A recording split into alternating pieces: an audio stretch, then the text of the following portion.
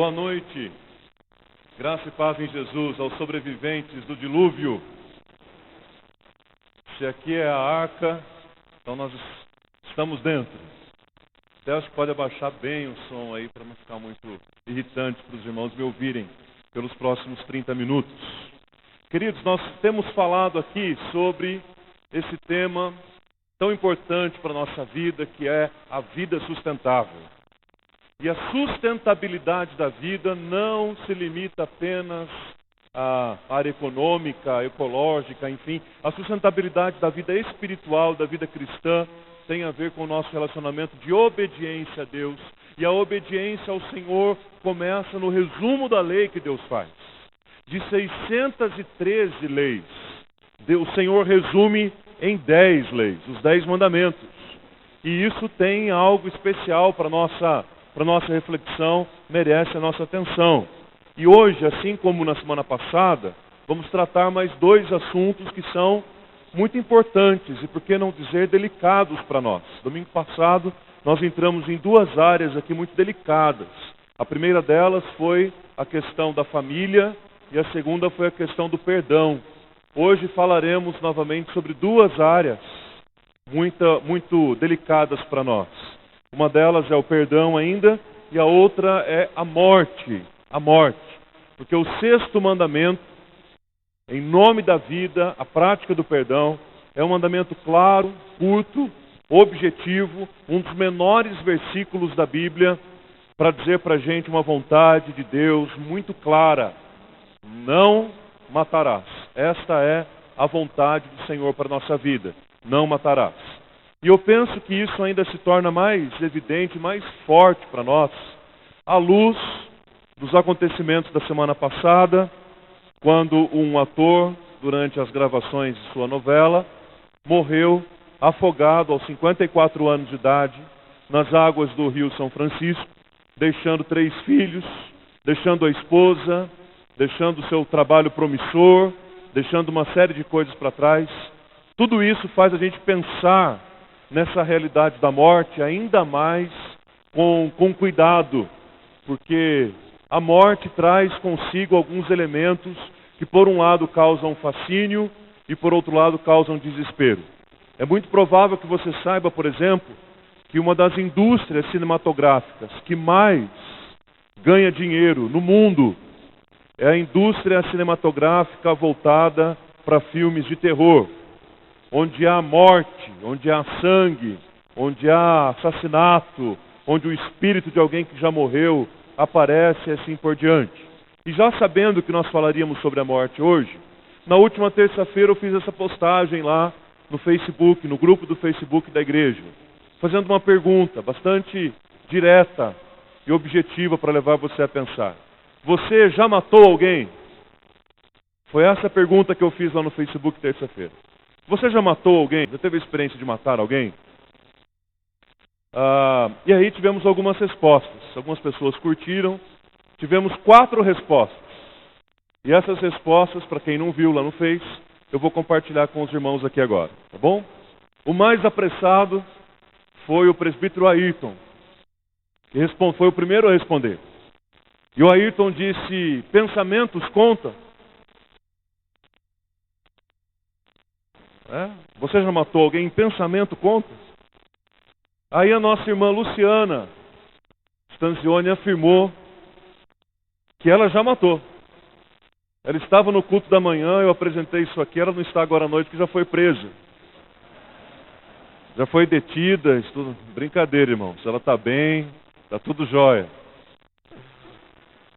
A irmã Lourdes também compartilhou, ela falou: também já matei alguém. Agora, o que mais me chamou a atenção foi a colocação do seu Silvestre. O seu Silvestre fez o seguinte comentário: e quando a gente quer matar? Só um pouquinho. E você que conhece o seu Silvestre, com todo aquele jeito piedoso dele, se sente até um pouco mais confortável, né? Porque se até o seu Silvestre já quis matar alguém, você diz assim: então eu tô tranquilo, tô livre nessa. Então foram essas as reações que nós tivemos aí no Facebook durante a semana, por causa desse fascínio por assuntos relacionados à morte, na TV, nos filmes, nos jogos eletrônicos inclusive. nas artes como um todo, né?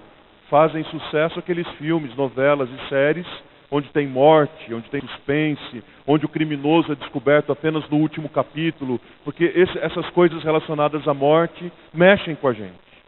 Mesmo o reflexo que há com relação às crianças. As crianças aprendem desde pequenas as histórias, os contos infantis. E todo conto infantil praticamente ou tem uma morte ou tem alguém querendo matar alguém. Geralmente a princesa que morreu e o príncipe vem para resgatar, para salvar. As crianças que são sequestradas para serem mortas depois, engordar as crianças para que elas morram depois. Notem como as histórias para as crianças têm o seu teor tétrico, né? Que mostra de fato essa relação com a morte. Inclusive, as crianças acabam aprendendo a realidade da morte quando tem, por exemplo, animais de estimação em casa. Para muitas crianças, o primeiro contato que elas têm com a morte é quando perdem um animalzinho de estimação, por exemplo. Agora vejam como isso se aplica, por exemplo, nas cantigas que são usadas para as crianças dormirem. A mais antiga de todas elas, que muitas gerações aqui ouviram, não é? Nana nenê, que a cuca vem pegar. Então é uma música bem tranquila, uma música bem serena. A criança está a qualquer momento no quarto esperando a entrada da cuca. A qualquer momento alguma coisa muito trágica vai acontecer. Então as pessoas lidam com essas questões da morte desta forma. Aí algo me chamou a atenção essa semana, quando li um artigo que contava a respeito da festa e da tradição do Halloween nos Estados Unidos, quando as casas são completamente decoradas. Não sei se você já viu nos filmes, em fotos. As casas ficam tão decoradas, tão adaptadas para as festas, que aquilo ali se torna muito real para as pessoas. E esse articulista comentava a respeito de um jovem que vivia sozinho na sua casa, depressivo, deprimido, angustiado, e ele resolve então se matar no dia de Halloween. E ele pendura uma corda na varanda da sua casa, e na madrugada do Halloween, ele prende aquela corda em volta do seu próprio pescoço e se joga, e se suicida na frente da sua própria casa. E conta o articulista também que, depois que passaram 2 dias, que as pessoas perceberam que aquilo não era parte da decoração. Levou 2 dias para que as pessoas percebessem que era realmente uma pessoa que estava ali morta. Então é essa relação que a gente tem com a morte. É isso que a gente fala quando fala a respeito de morte. É isso que a gente ouve quando criança nas tradições mais antigas, que precisa atravessar a calçada do cemitério. É melhor não passar pela calçada do cemitério. Cuidado. É essa relação que a gente tem com a morte. E é essa relação que a gente tem com a morte, queridos, nada mais é do que uma maneira da gente lidar com isso no nosso coração, porque nos faz lembrar que a morte nada mais é do que a consequência pelo pecado. O salário do pecado é a morte. E que morte não é apenas a morte física, mas é também a morte espiritual que nos separa para sempre de Deus. Então, quando falamos de morte, pensamos um pouco em tudo isso. Vamos ler o texto? Êxodo capítulo 20, versículo 13, ou Deuteronômio capítulo 5, versículo 17, dentro daquela moldura, daquele cabeçalho. Eu sou o Senhor teu Deus, que te tirei da terra do Egito, da casa da servidão. Portanto, meus filhos, não matem ninguém. Não matarás. Se nós pegássemos os 10 mandamentos e pudéssemos selecionar a ordem dos mais quebrados, sem dúvida alguma o 6º mandamento estaria entre os 3. Porque pessoas matam. Nações matam. E quando nações matam, estão quebrando o 6º mandamento. Vamos falar mais uma vez com Deus uma palavra de oração, queridos? Santo e eterno Deus, muito obrigado por esse momento tão precioso que estamos aqui em Tua casa, ouvindo o som da chuva enquanto louvamos, enquanto meditamos. Ó Deus, derrame também sobre o nosso coração chuvas de bênçãos. e fala ao nosso coração pela Tua palavra. E se em alguma área da nossa vida nós temos transgredido, quebrado o 6º mandamento, que hoje à noite seja a oportunidade para restauração e para que se derrame sobre nós o Teu perdão e da Tua graça. Fala, Senhor, com a Tua igreja. Use, ó Deus, a minha vida. Fale, ó Pai, com aqueles que estão assistindo pela internet. Promova, Deus, que a Tua palavra se espalhe no nosso coração nessa noite em muitos lugares. Em nome de Jesus nós oramos agradecidos ao Senhor. Amém e amém. Queridos, é bem provável que nós já fizemos alguma coisa na nossa vida que nós nos arrependemos profundamente por termos feito. É muito provável que já fizemos algumas coisas em nossas vidas das quais nos envergonhamos profundamente. Algo que, quem sabe, está oculto e encoberto e é apenas do conhecimento de Deus. Por isso, assim como perguntei durante a semana, preciso perguntar novamente a você. Você já matou alguém? Você já matou alguém? Já quebrou o 6º mandamento? Faço essa pergunta porque a cada domingo a gente tem sido aqui, nós pastores, enfáticos em dizer dessa tendência que a gente tem de olhar para os 10 mandamentos e acreditar que nós somos nota 10 neles. E se tem um mandamento que nos faz acreditar nisso, é o 6º. Porque de fato eu acredito que eu estou falando aqui com um público que nunca cometeu nenhum homicídio. Então nós temos a tendência de acreditar que os mandamentos não se aplicam para nós. Que os mandamentos não se aplicam mais para a nossa época, para a nossa geração. Mas será? E aí, quando falamos do 6º mandamento especificamente, entramos por esse campo sensível que é o campo da morte. E, consequentemente, quando falamos de morte, falamos também de vida. E precisamos reconhecer o quanto a vida tem sido desvalorizada na nossa sociedade, no nosso contexto, na nossa geração. A impressão que temos é que cada dia que passa, a vida vai perdendo mais o seu valor. E poderíamos exemplificar isso de diversas formas. Como, por exemplo, com bebês que continuam sendo abandonados nas lixeiras, com motoristas bêbados que continuam provocando a morte de pessoas inocentes, com gente matando e fazendo a justiça com as próprias mãos, num sentimento profundo de vingança. Essa semana estava lendo uma matéria que dizia de um cidadão cuja esposa teve a sua bolsa roubada. E a suspeita se lançava sobre um rapaz que era um entregador de pizza. E esse homem cuja esposa teve a bolsa roubada, não teve dúvidas. Arrumou uma arma, foi até o local do trabalho daquela pizzaria. E lá estavam 4 entregadores de pizza. E para não ter dúvida nem desconfiança sobre o envolvimento de alguém, ele mandou que os 4 se deitassem no chão e matou os 4 com tiros nas costas e na cabeça. Porque a vida perdeu o seu valor. O que eu estou dizendo aqui é que nós vivemos num sentimento de vingança tão grande que a impressão que nós temos é que nós estamos dentro do filme Um Dia de Fúria constantemente. Então roubou a minha bolsa, eu mato você. Pisou no meu calo, eu mato você. Riscou o meu carro, eu mato. Perdeu-se completamente a proporção daquilo que é justo. Porque a vida, em essência, perdeu o seu valor. Acreditem, queridos, no Brasil, 60 mil pessoas, em média, morrem todo ano por conta de homicídios. É uma cidade, esse é o dado de 2015, é uma cidade aproximadamente do tamanho de São Roque, que desaparece do Brasil todo ano, só por razão de homicídio. E aí eu levantei uma informação junto à Secretaria de Segurança Pública de Sorocaba, inclusive ontem, essa foi a capa do jornal Cruzeiro do Sul, que apontou para o fato de que só em Sorocaba, no ano de 2015, foram 53 homicídios. E só no primeiro semestre do ano que estamos, do ano de 2016, foram 36 mortes.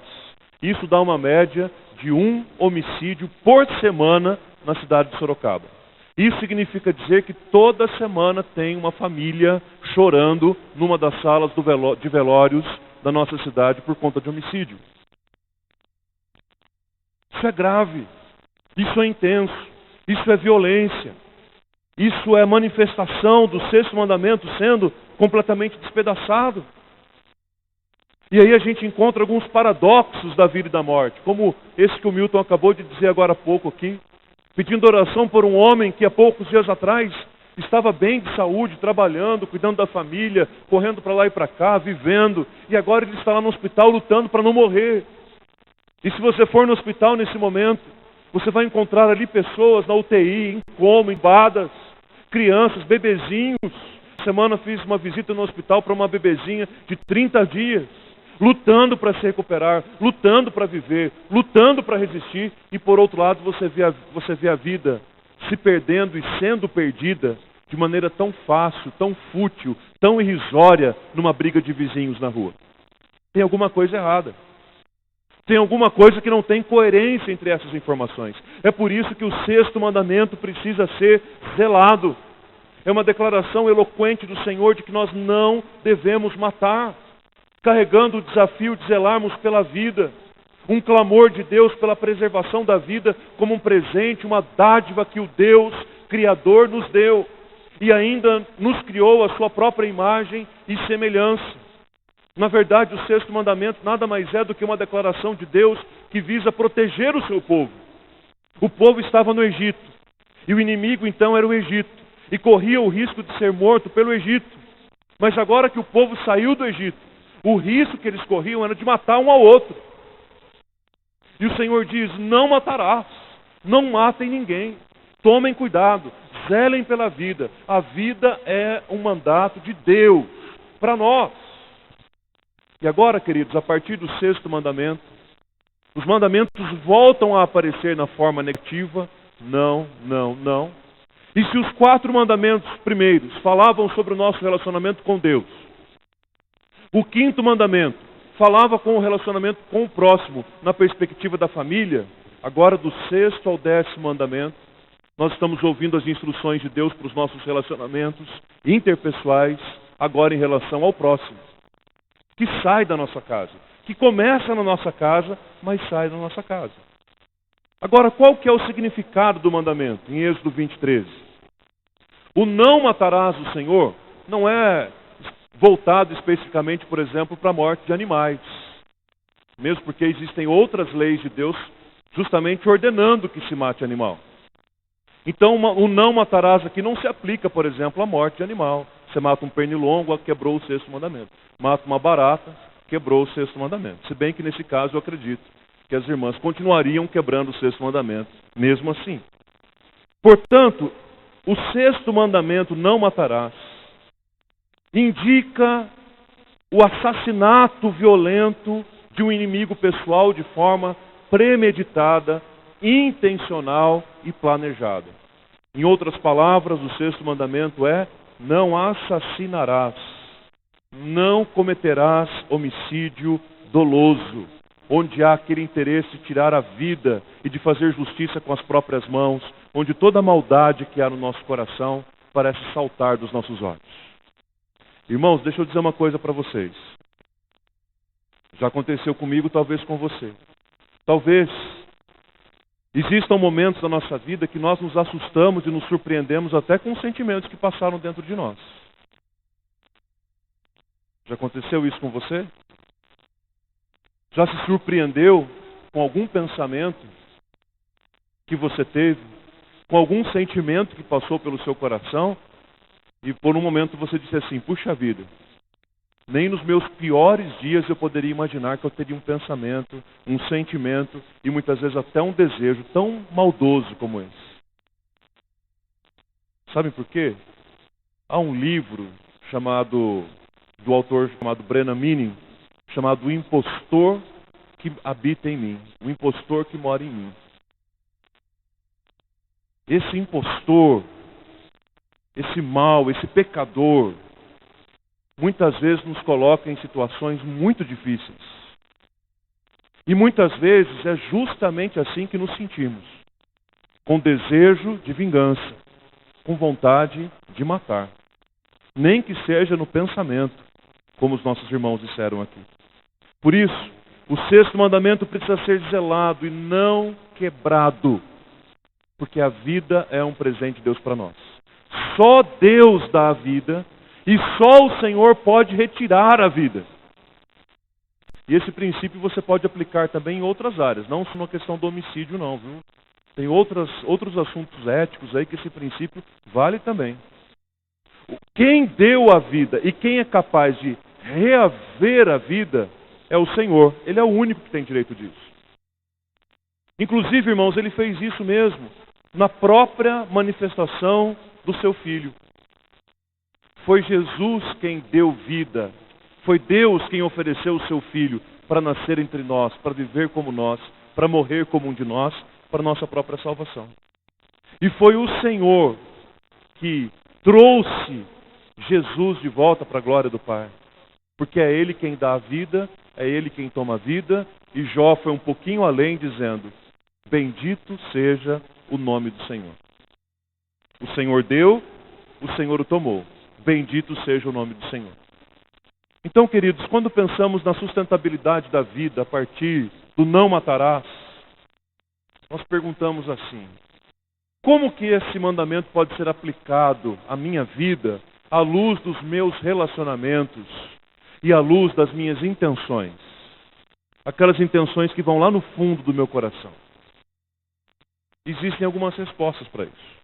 Mas antes, nós precisamos reconhecer que se desejamos de fato honrar o sexto mandamento e ser obediente a Deus nele e ter sucesso nisso, nós precisamos levar muito a sério os nossos relacionamentos interpessoais. O nosso relacionamento com o próximo.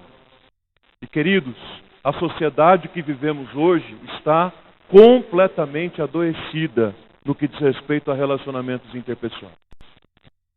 Perdeu-se a paciência. Perdeu-se a capacidade de dialogar. Perdeu-se a capacidade de dar mais uma chance. Perdeu-se a oportunidade de ter um amigo para a vida toda. Perdeu-se a oportunidade de confiar ao ponto de abrir o coração. Então, a grande chave para nos levar a obedecer o sexto mandamento é termos relacionamentos interpessoais saudáveis e também sustentáveis. Deixa eu mostrar para vocês como é que a gente pode aplicar o sexto mandamento. Primeira maneira da gente aplicar o sexto mandamento é abrindo mão da justiça própria para esperar a manifestação da justiça de Deus. Por que é importante falarmos sobre isso, irmãos? Porque eu reconheço que ao longo da vida existem muitas situações que nós enfrentamos que nos colocam numa condição de injustiça. Ou você nunca foi injustiçado? Levado às últimas consequências. Nunca teve o sentimento de que foi injustiçado ou foi injustiçado de fato. E esse senso de injustiça, irmãos, mexe com a gente. E desperta em nós um senso de justiça própria que pode terminar muito mal. Sabe qual que é o nome disso? Vingança. E muitas vezes, queridos, por conta dessas injustiças que sofremos, o nosso coração está sedento por vingança. Sedento por ver sangue. Sedento por o juiz bater o martelo. Sedento por ver resultado. Meus irmãos, dentre vários desafios que Deus trouxe para o meu coração nessa semana, e eu acredito que para o coração da igreja agora, ouvindo isso, eu creio que o grande desafio de Deus para nós é abrirmos mão da nossa vingança pessoal, da nossa justiça própria, para que a justiça de Deus se estabeleça.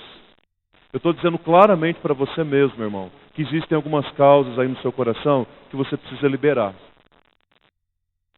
Você precisa deixar para trás. E com isso, eu não estou dizendo que você deve abrir mão de lutar pelos seus direitos. Você pode até continuar lutando pelos seus direitos. Se for lícito, justo, corra atrás mesmo. Só que tem um detalhe: não permita que isso tome conta do seu coração. Porque se isso tomar conta do teu coração, você está emperrando a tua vida. E muito provavelmente emperrando a vida dos que estão à sua volta também.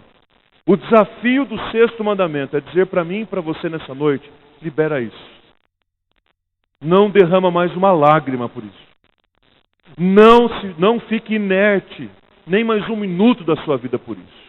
Esquece e espera a manifestação da justiça de Deus. Ainda em Êxodo, irmãos, lá no capítulo 21, veja o que a lei de Moisés dizia.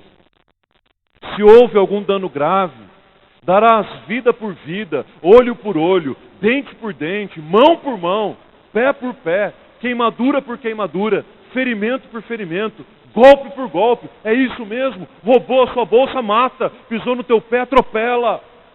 Olho por olho, dente por dente. Essa é a lei de Moisés. Era assim que as coisas aconteciam.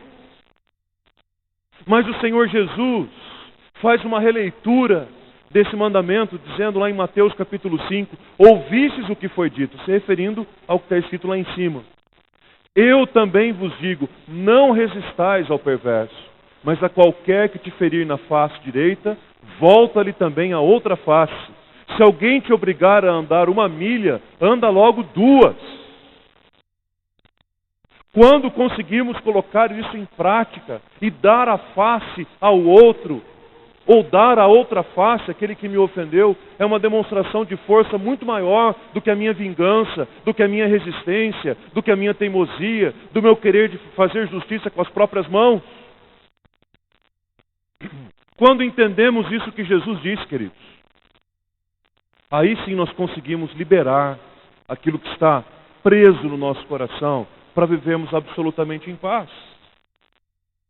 Lembrem-se de Abel e de Caim, os irmãos que protagonizaram o primeiro homicídio que a Bíblia descreve. Quando Caim matou Abel, o sentimento que moveu o coração de Caim para matar Abel foi inveja.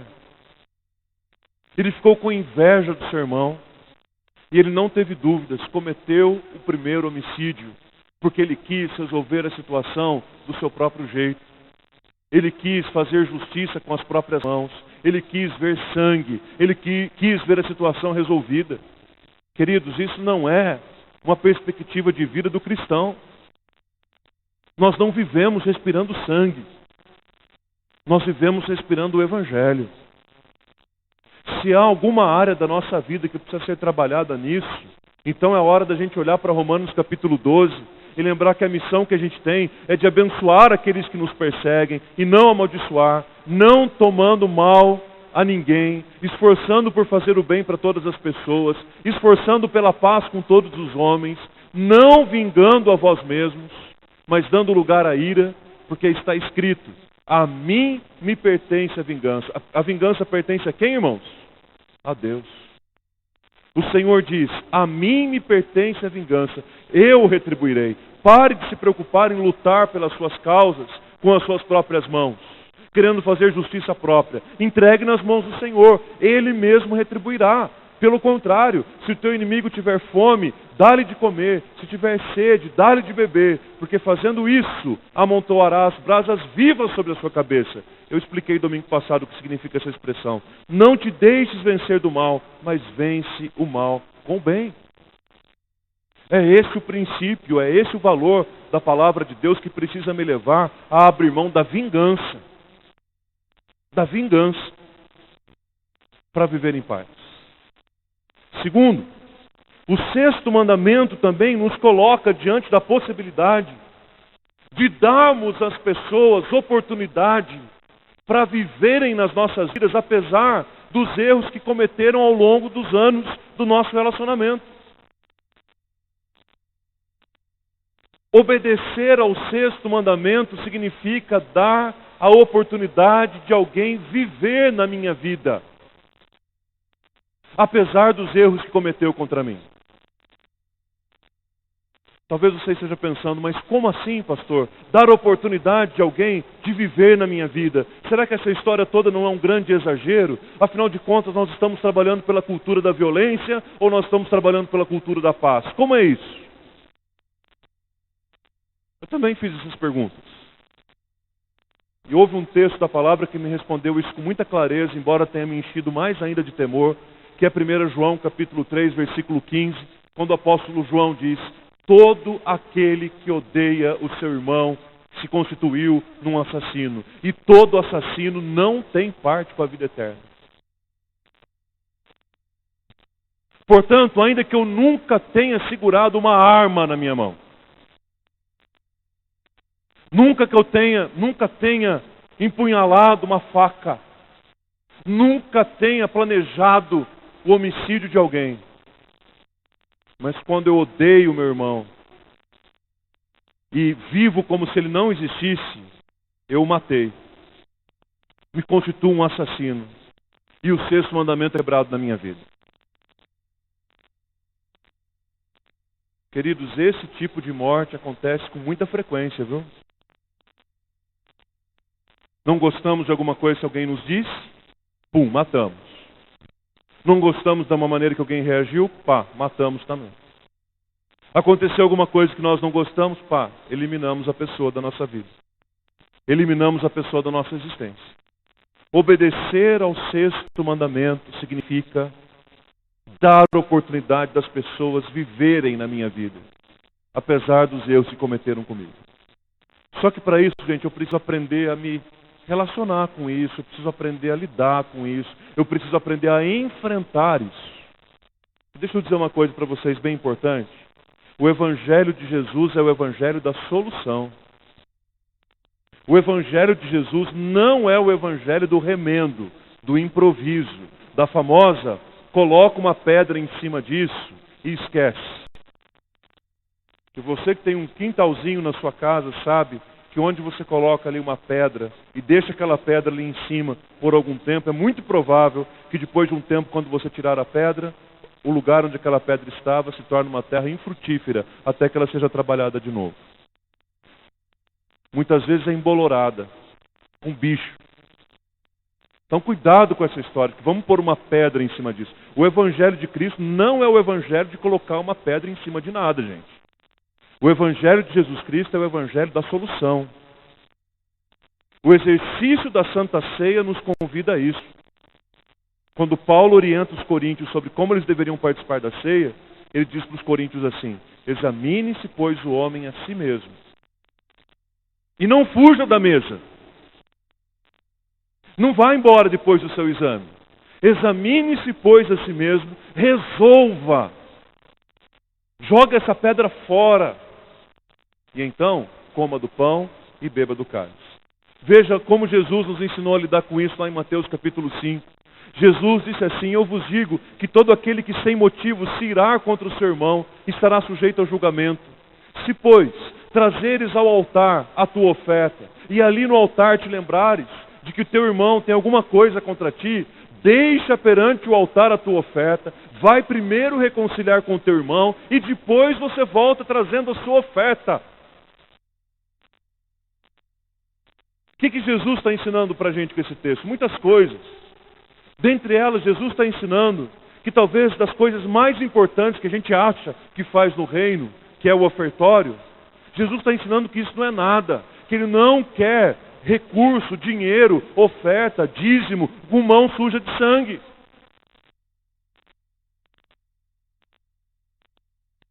E nós também não. Ele não quer que a gente venha para cá, porque assim como naquela época, por isso que é usado o exemplo da oferta, nos nossos dias também parece que há um valor mais espiritual para quem dá oferta. Correndo o risco de quem contribui com oferta, com dízimo, ter a falsa sensação de que é mais importante do que outros. Jesus está dizendo, pega aquilo que você considera mais importante na sua religiosidade. Ora, Senhor, é simples, a contribuição. Pois é, se você tem alguma coisa mal resolvida com alguém, Jesus não fala para você pegar a sua oferta e ir embora. Ele fala, deixa a tua oferta no altar. Vai resolver a sua pendência. E depois você volta para consagrar ao Senhor. Percebem como isso para Jesus é importante, mais do que ofertas? E aí lá em Mateus 18, então, Jesus ensina praticamente como que a gente deve fazer isso. É um caminho legal para nós. Esse texto precisa ser mais observado. E quando eu tenho um problema com alguém, irmãos, não adianta eu comentar com o departamento inteiro se eu não conversei com a pessoa com quem eu tenho problema. Se eu tenho um problema com alguém, não adianta eu dizer para a igreja inteira se eu não disse para a pessoa com quem eu tenho problema. Se eu tenho um problema com alguém, não adianta eu dizer para a classe inteira da escola e da faculdade, se eu não disse para a pessoa que mais importa ouvir. Se eu tenho um problema com alguém da família, não adianta eu contar para a família inteira e não sentar para conversar com a pessoa com quem eu tenho problema. Então Jesus em Mateus 18 diz assim: se o teu irmão pecar contra você, vai arguí-lo entre ti e ele só. Note que a dinâmica é que ele pecou contra você, mas quem vai procurá-lo é você. Não tem essa história não de que eu vou ficar aqui esperando, vou cruzar os meus braços e ele que fez de errado, ele que venha. Isso é orgulho. O Senhor Jesus está ensinando que se ele fez alguma coisa contra você, vai procurar e você e ele tentem resolver isso. Se ele te ouvir, amém, aleluia, glória a Deus, ganhaste teu irmão, marca uma pizza junto, comemora essa reconciliação, glória a Deus. Mas tem a possibilidade de ele não te ouvir. E aí Jesus disse, não desista. Pega mais uma ou duas testemunhas e volta lá para que pela eficiência da palavra da testemunha, a verdade se estabeleça. Se ele te ouvir, amém, aleluia, glória a Deus, ganhaste o teu irmão, comemora, celebra, reconciliação, festa no céu, júbilo na terra. Agora, se ele não ouvir, continuar com o coração obstinado, comunica a igreja. E se ele não ouvir nem a igreja, considera como gentio e como publicano. Irmãos, nesses 20 e poucos anos de ministério, quantas vezes já me deparei com situações assim nas comunidades por onde passei? Uma vez na igreja de um pastor amigo, estavam ali dois irmãos, dois presbíteros, que tinham uma dificuldade de relacionamento muito grande. E aquele colega pastor se empenhou para cumprir Mateus 18 na vida deles. Um lado concordou, o outro lado não concordou, não queria conversar de jeito nenhum. E o pastor insistiu. E insistiu novamente, e ligou de novo. Queria ver aqueles irmãos abraçados novamente. Um belo dia, o irmão mais resistente disse ao pastor, olha só pastor, eu não sei se o senhor entendeu, eu não quero fazer isso. E o pastor lhe disse, mas meu irmão, é isso que a Bíblia diz que você tem a fazer. E ele respondeu para o pastor, fique tranquilo pastor. Quando eu chegar no céu, eu presto conta para Deus do que eu faço. O pastor falou, bom, então nesse caso, se você acha que você tem algum argumento para explicar para Deus, então nesse caso, siga em paz.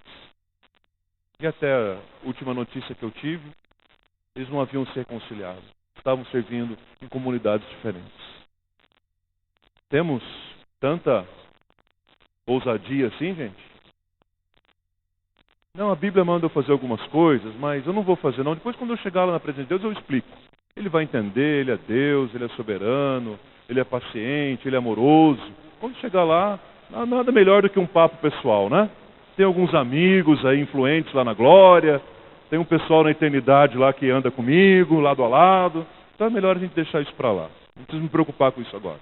Será? Não é assim. Não é assim. Por último, para que o sexto mandamento seja uma verdade na minha vida e na sua, irmãos, a gente precisa oferecer para as pessoas o mais sincero e verdadeiro perdão que a gente possa oferecer para alguém. E olha, quando a gente começa a pesquisar livros, textos, sites, nós encontramos inúmeras definições diferentes para perdão. E sabe qual a conclusão que eu cheguei? Que é mais fácil definir perdão do que perdoar. É mais fácil conceituar perdão do que perdoar. Quem dera fosse tão fácil perdoar quanto escrever uma definição sobre perdão.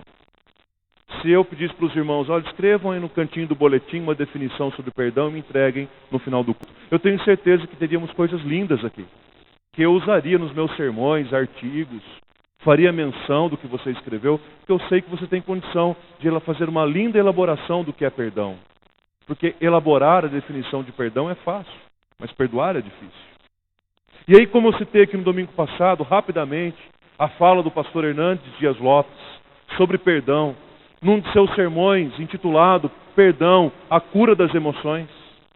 Uma mensagem riquíssima, que você encontra inclusive no YouTube, se você quiser ser edificado durante essa semana. Perdão, a cura das emoções. Ele define perdão da seguinte forma: perdoar é liberar o ofensor da sua culpa e entregar a causa a Deus de tal forma que o ofendido não leve em conta o fato de ficar com o prejuízo. Uma belíssima definição. Bem clara sobre perdão. Sabe o que é perdoar, irmão? É ficar com prejuízo. Perdoar nada mais é do que liberar aquele que me ofendeu, mesmo consciente da culpa que tem. E entregar na minha causa para esperar na justiça de Deus, de tal forma que eu não me importo mais se eu tenho razão, se eu sou vencedor. O que eu quero é manter a minha comunhão com Deus. Uma dessas frases que aparecem em redes sociais que mais chamaram a minha atenção nos últimos anos foi algo mais ou menos assim: eu optei ser feliz do que ter razão. Caminha por aí. E aí a gente volta para Mateus capítulo 18, porque logo depois daquele momento que Jesus ensinou como é que a gente deve resolver os problemas relacionais, Jesus contou uma parábola. O mestre que é, né? Um valor, uma parábola, uma história para exemplificar, para ensinar. E essa parábola recebeu o nome de parábola do credor incompassivo. O que é essa parábola? O cidadão devia um valor e foi clamar ao rei para que ele não tivesse mais essa dívida, que ele fosse perdoado da sua dívida. E diz lá quanto que ele devia, ele foi perdoado da sua dívida. Quando ele saiu da presença do rei, ele encontrou um cidadão que devia para ele. E quando ele encontrou o cidadão que devia para ele quase estrangulou o camarada. Ele queria matar o camarada, porque devia para ele. Ou seja, ele acabara de receber o perdão da sua própria dívida, mas ele não queria perdoar aquele que lhe devia. O que diz a oração dominical mesmo, amados? Perdoa as nossas faltas, assim como nós perdoamos os nossos devedores. Agora, essa linguagem de denário não é muito clara para a gente. E nem tem condição da gente fazer uma conversão de dinheiro para o nosso real hoje em dia. Mas dá para a gente fazer isso numa comparação em dias de trabalho.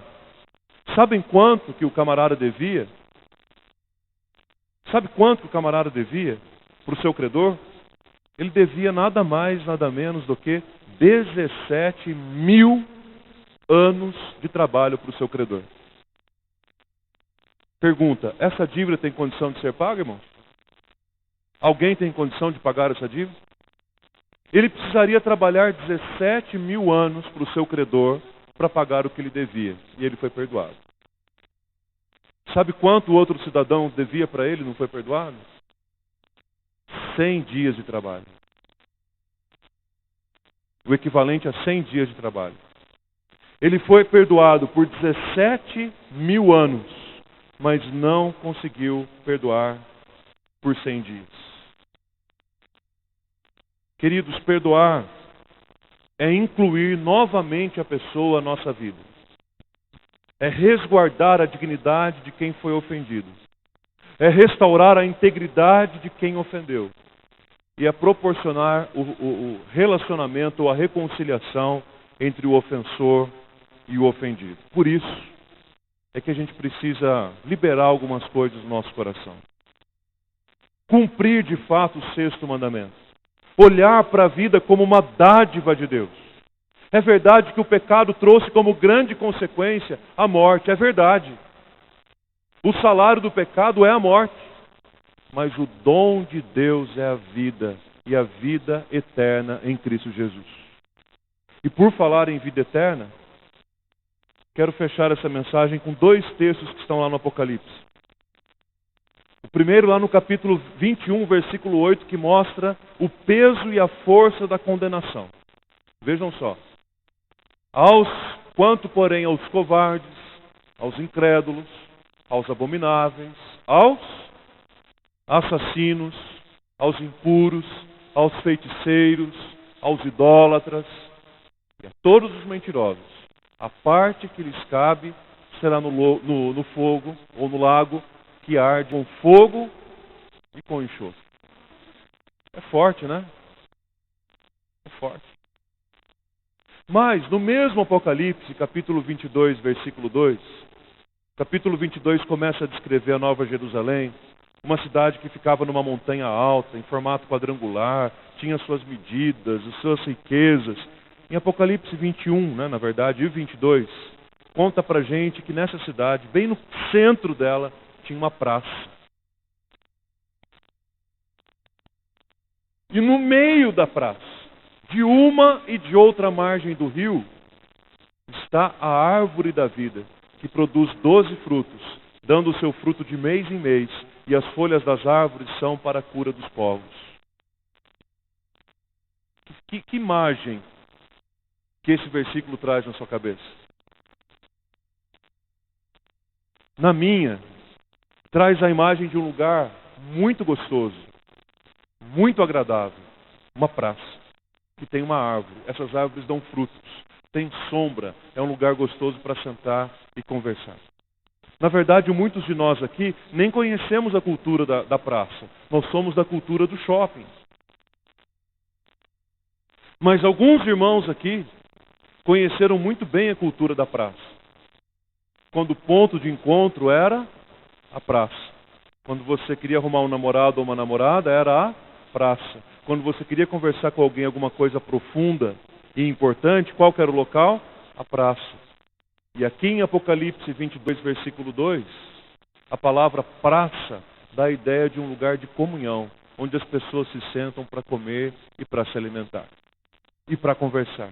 E para contar boas histórias. Para rirem juntos. Comunhão. É assim a descrição da vida eterna. É essa figura que João vê, exilado lá em Pátimos, a respeito do céu.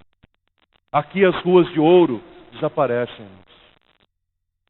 E no capítulo 21 tem uma menção muito linda que diz que nessa cidade não tem sol. Essa cidade não tem sol. Por que não tem sol? Porque é a presença de Deus que brilha e ilumina a cidade. Diz em Apocalipse 21 que essa cidade não tem tabernáculo. Sabe por que lá não tem tabernáculo nessa cidade? Tem praça, mas não tem tabernáculo? Como assim? Sabem por que não tem tabernáculo nessa cidade? O texto responde, porque Deus é o seu tabernáculo. A comunhão com Deus é o seu tabernáculo. Glória a Deus por isso. Essa cidade não tem sol nem tabernáculo, porque a presença do Senhor é tudo. E Ele vai nos reunir numa praça, onde vamos celebrar a comunhão, a prosa, a intimidade, os relacionamentos, debaixo de uma bela árvore frondosa, frutífera, que inspira vida para a gente. Isso é vida de verdade. Concluo mencionando Abel e Caim novamente.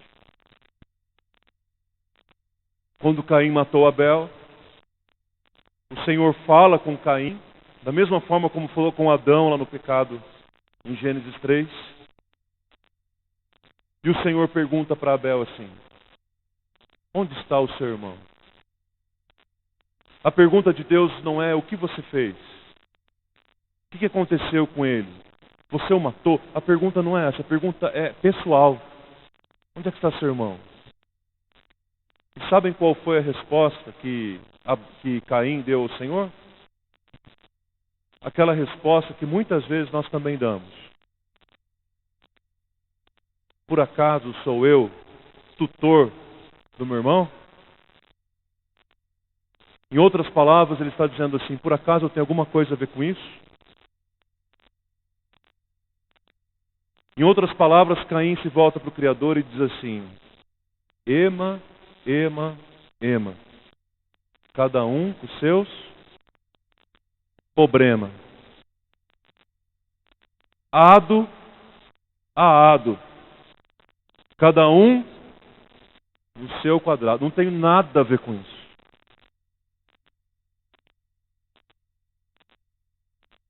O funcionário do Milton está lá no hospital, a gente não tem nada a ver com isso. Tem crianças morrendo de fome, a gente não tem nada a ver com isso. Tem um homicídio por semana em Sorocaba e a gente não tem nada a ver com isso. E o Senhor pergunta, onde vocês estão? E a gente diz, por acaso eu sou tutor dessa gente que está morrendo por aí? O 6º mandamento nos ensina que nós temos sim a ver com a vida dos nossos irmãos nesse sentido. Nós temos sim a ver com a vida do próximo. Devemos nos preocupar com o próximo. É bem provável que em algum momento da nossa vida nós já fizemos alguma coisa da qual nós nos arrependemos profundamente, irmãos. É bem provável que delas até nos envergonhamos profundamente. Coisas que estejam talvez ocultas e encobertas e descobertas apenas por Deus e reveladas apenas por Ele. Por isso que eu preciso perguntar para você novamente, à luz de tudo isso que ouvimos, você já matou alguém? Se em alguma área da nossa vida o sexto mandamento tem sido quebrado, peça ao Senhor uma coisa: Senhor, derrama sobre mim o teu perdão e a tua graça.